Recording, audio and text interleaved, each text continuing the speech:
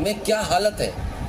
और निवेश के नाम पर, इन्वेस्टमेंट के नाम पर वही कुछ लोगों को बुला लेना, मीडिया मैनेजमेंट कर देना और जनता में ये संदेश देना कि बहुत बड़ा निवेश उत्तर प्रदेश में आ रहा है।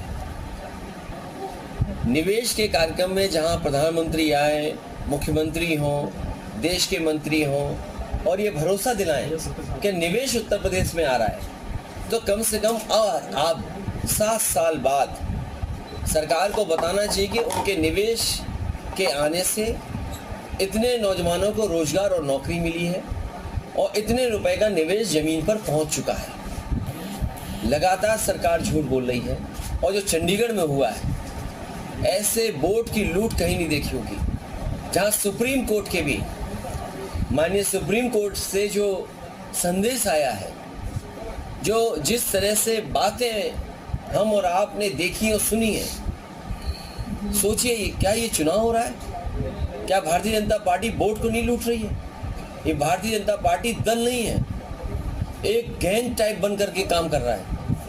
और समय समय पे हम लोगों ने देखा है कि भारतीय जनता पार्टी दल नहीं है, गिरोह है और कोई भी काम करा सकते हैं। जब एक अधिकारी से वोटों में हेर फेर हो सकती है, खुलेआम सीसीटीवी पे देखा। मैं बधाई देना चाहता हूं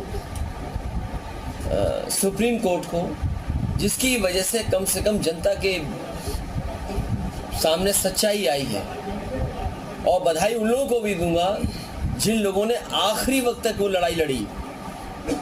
अगर वो निराश हो जाते, चाहे वो आप दल हो, कांग्रेस हो या और दल हो, जिनकी लड़ाई की वजह से कम भारतीय जनता पार्टी का ये जो चेहरा है वो बाहर आ गया कि किस तरीके से दल नहीं, एक गिरोह के रूप में काम कर रहे हैं।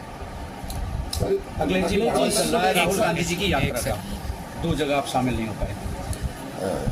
अंत भला तो सब भला, क्या समझे? तो क्या माना जाए? आप समझदार हो?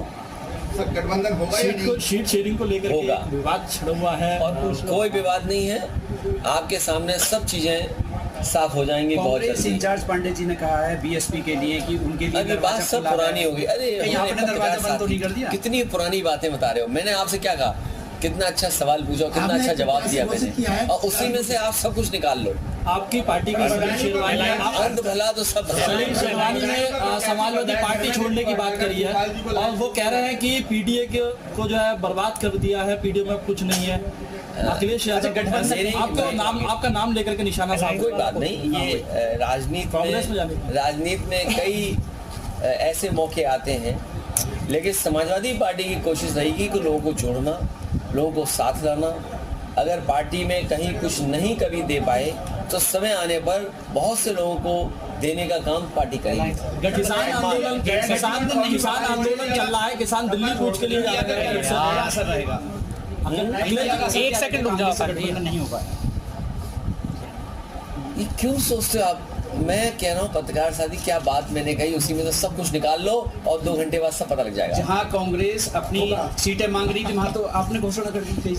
अरे मैं आपसे क्या कह रहा हूँ आपको चिंता और हमें इस बात की फिक्र करना चाहिए कि भारतीय जनता पार्टी पर्यायवाची है भ्रष्टाचार की।